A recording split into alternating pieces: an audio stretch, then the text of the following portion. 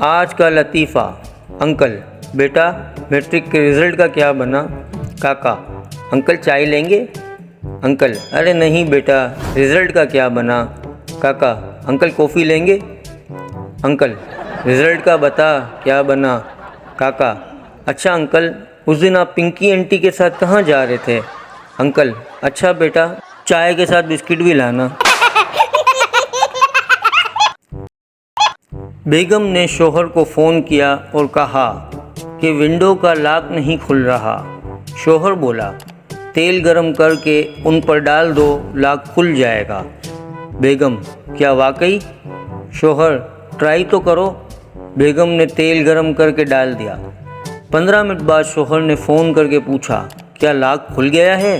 बेगम, अब तो लैपटॉप ही बंद हो गया। शोहर, लख दी लानत, बता तो देती विंडो कौन सी है।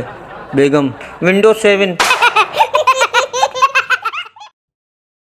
को हमारी वीडियोस अच्छी लगी तो लाइक और शेयर करें और चैनल को सब्सक्राइब करके घंटी के दिए हुए बटन को दबा दें ताकि आने वाली हर मज़ाहिया और अच्छी से अच्छी वीडियो आप तक सबसे पहले पहुंच सकें। शुक्रिया।